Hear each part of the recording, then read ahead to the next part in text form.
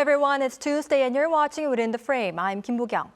Today marks UN Day, celebrating the official creation of the United Nations on October 24, 1945.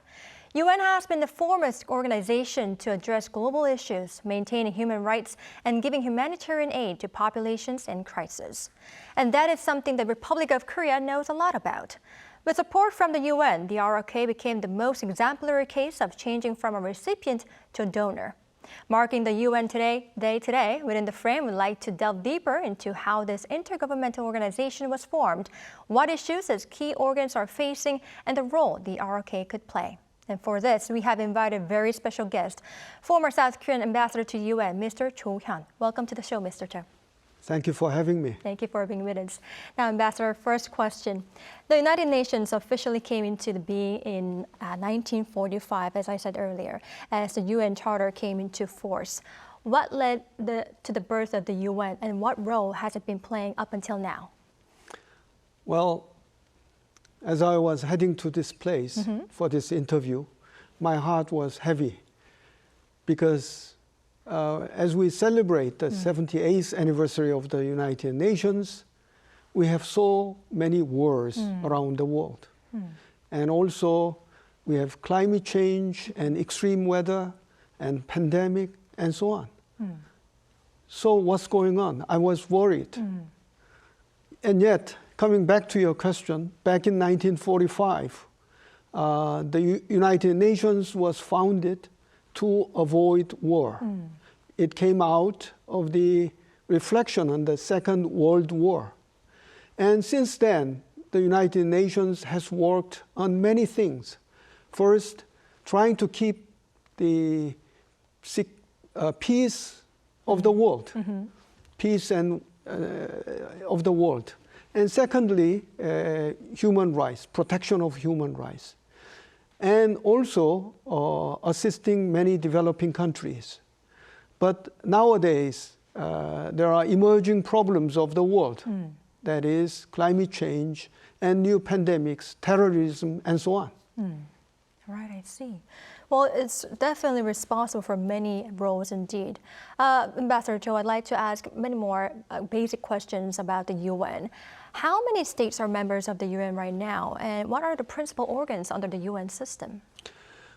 Back in 1945, there were only 50 member states. Now, 193 member states.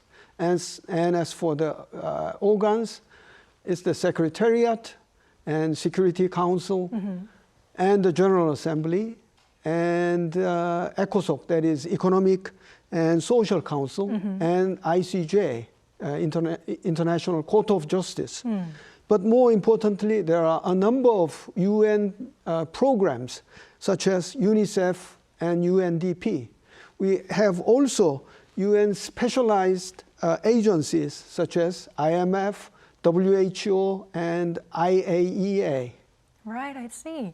Well, Ambassador Cho, among 193 member states, South Korea is, of course, one of them. And as far as I know, it became a member state in 1991. But even before that, ROK and UN enjoyed a very special relationship as the UN command established following North Korea's aggression against South Korea signified the first attempt at collective security under UN system. Could you tell us more about this? Well, it's a kind of miracle that Korea got that very timely support of the United Nations to secure our peace on the Korean Peninsula, our lifeline. Because the United Nations has a Security Council with 5 permanent members with veto powers. And at the time, Soviet Union was one of them. But the Soviet Union at the time was boycotting the United Nations itself because of the representation of the Republic of China, now Taiwan, of course. And because of the absence of the Soviet Union, the rest of the countries in the Security Council were able to adopt a resolution to support Korea, the Korean War. So we survived.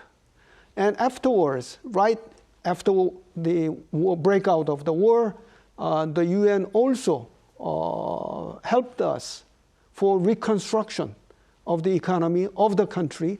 So we have a very special relationship with the United Nations. Right, I cannot agree more. And it's quite inspirational how war-torn country became the world's 10th largest economy bloc right now. Now, Ambassador Cho, how does UN see Korea's example of having become a donor right now from a recipient of international aid? Oh, yes, it's a rather special case. And often we are lauded by our peer countries. If you look at the budgetary contribution of Korea, we can see the sharp rise. And currently, Korea is the 9th budgetary contributor among the 193 countries. In addition, we have been sending 20,000 UN peacekeepers. Is a substantial support to the United Nations for maintaining peace all around the world.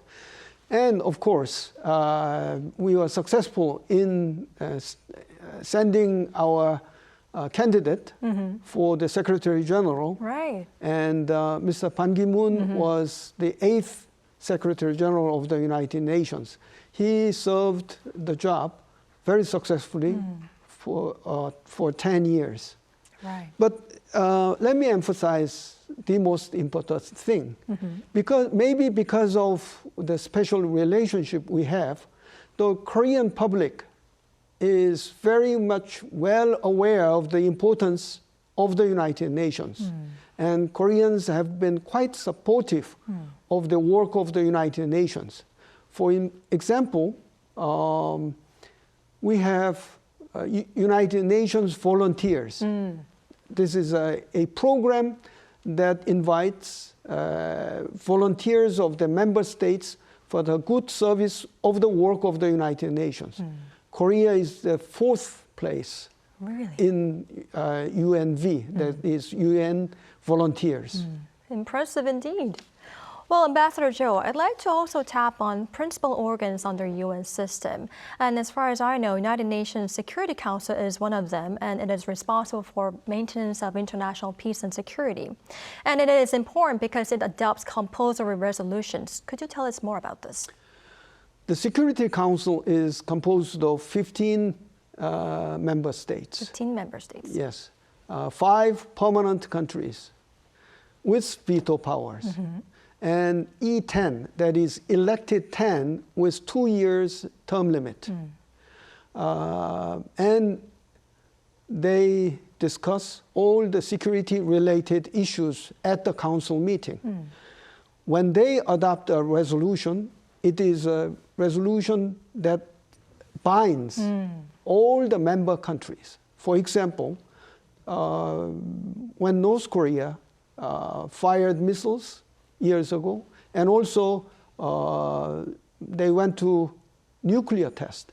And the Security Council, by consensus, adopted the resolution. That is very much binding to all the member states. Right, I see. But Ambassador Cho, many say that currently UNSC is quite dysfunctional, given that the fact not only one of its 5 permanent members is currently at war with Ukraine, but also the fact that the councils keep failing to address many global issues. And many say that we can see the division among those veto-yielding states. What could be that? Well, the United Nations is a good place where the strategic competition is reflected. It was the case during the time of the Cold War. It is now the case with new strategic competition between the United States and China. So it is understandably the Security Council that is well reflected of these conflicts, competition. Right, so the UN Security Council is reflecting such a competition between the United States and China. Now, that being said, Ambassador Cho, in order to tackle this ongoing deadlock in the UN Security Council, many are voicing the need for structural reform. What could be done? Two things come to mind. First, the enlargement of the Security Council, because many people think that 15 countries not big enough, not fair enough. So how to enlarge this council? How many members? That has been discussed for decades. Korea has maintained the position that everything should be agreed upon by consensus. It might take some time, but we will have to do it in a consensual way. And secondly, we should also think about the efficiency of the council. If there are too many members, it might not be as efficient as we expect. So enhancing fairness without impairing the efficiency, that's a big question. We believe that one day we can achieve it. As we have been discussing this issue for such a long time. Another issue is the power of veto. Right. There are five member states which have veto power. And because of this veto power, specifically when Russia invaded Ukraine, Russia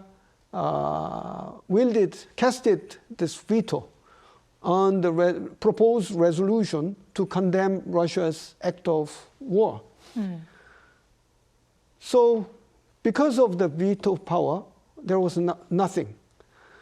However, the good sign is that soon afterwards, the General Assembly took it over. Ironically, it was North Korea which somehow helped this happen. Because I recall it was April 16th. North Korea launched missiles, again, violating the previous resolutions.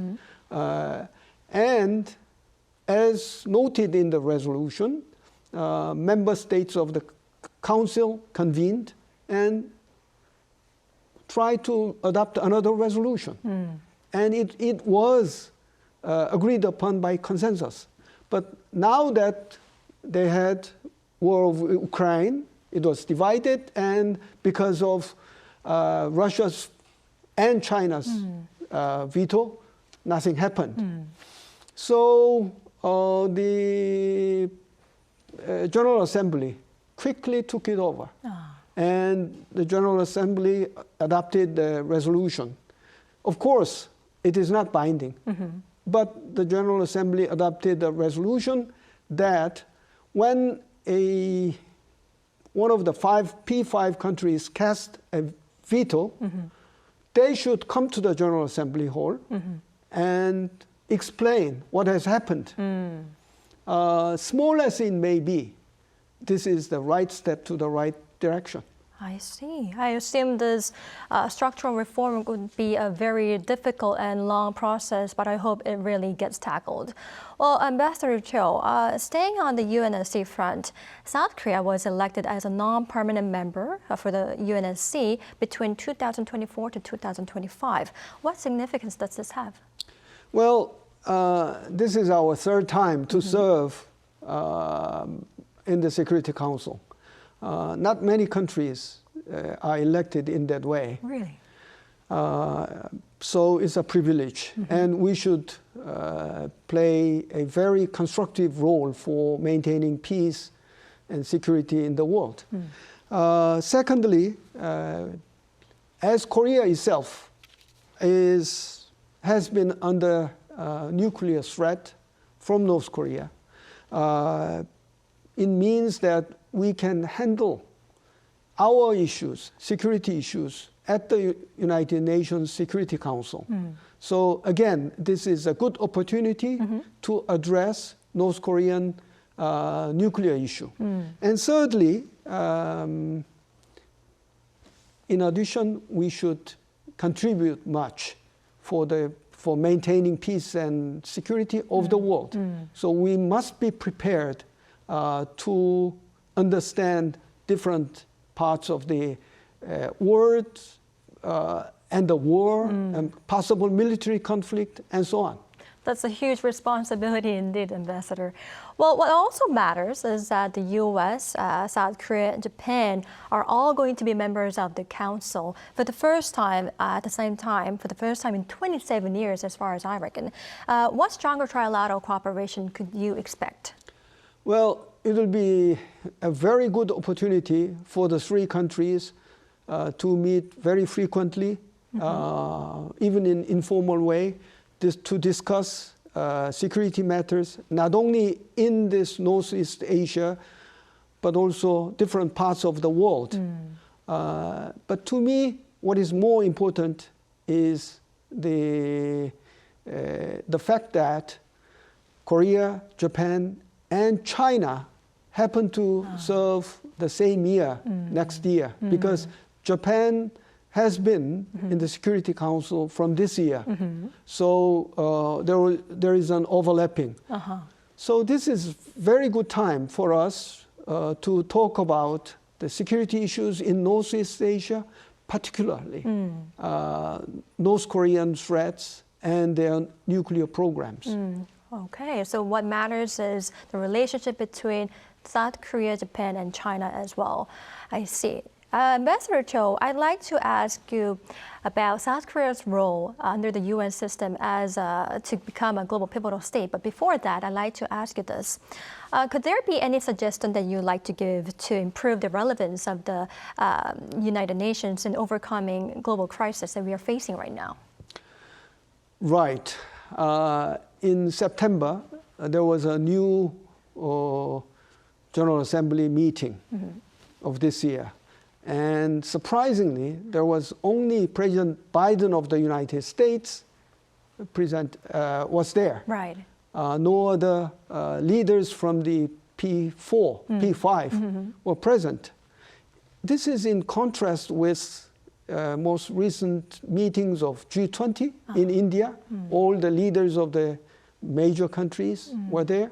And also in contrast with the BRICS meeting in South Africa. So we cannot but admit the relevance of the United Nations has fallen. How to overcome this problem? I personally think that we can do it by requesting the G20 and the extended BRICS to make report on their agreements, on their discussions to the United Nations in relevant committee meetings. And the United Nations will discuss the issues and talk about them. And as a result, G20 and BRICS, and even others like APEC, if they want, will gain more legitimacy because the issues they discussed will be eventually discussed at the United Nations. It means that all of these meetings, forums, come into the umbrella of the United Nations. So my suggestion is that let's embrace them. Let's unfold the umbrella of the United Nations. Right, I see. Ambassador Cho, I'd like to ask your suggestion for South Korea as well. So South Korea right now is aspiring to be a global pivotal state under Yoon administration. What role or responsibility do you believe South Korea need to take to aspire to reach that, to achieve this state? Well, I really don't like big rhetorics like a global pivotal state. I think Korea is a country with some vulnerability. So we have to be modest. We have to be careful because we have weakness in our security and even our economy. So what we should do, despite this weakness, I think we should play our due. We should contribute our due to the United Nations. For instance, we should do more on climate change and do more on human rights. We should make our country more democratic. As a result, we will become a model country of democracy and good economy and so on. And well, we are under constant threat from the north. So we have to maintain peace on the Korean Peninsula. That is maybe the biggest contribution to the United Nations and to the rest of the world. How can we do it? Well, emphasizing the red line, signaling the red line to North Korea, that's fine, but that's not good enough. We have to open our channel, dialogue with North Korea, and reduce the tension. Otherwise, anything can happen, and that will be a catastrophe. All right, I see. So we need to contribute more to human rights and tackling climate change, and as well as we need to open up our dialogue channel with North Korea. I see, Ambassador Cho. Thank you for your suggestion. Unfortunately, this is all the time we have for this edition. Ambassador Cho, thank you for your time and your insights. We really appreciate it. Thank you. Thank you. All right, that's all for Within the Frame tonight. We'll be back tomorrow with more in-depth stories. Thank you for watching, and goodbye.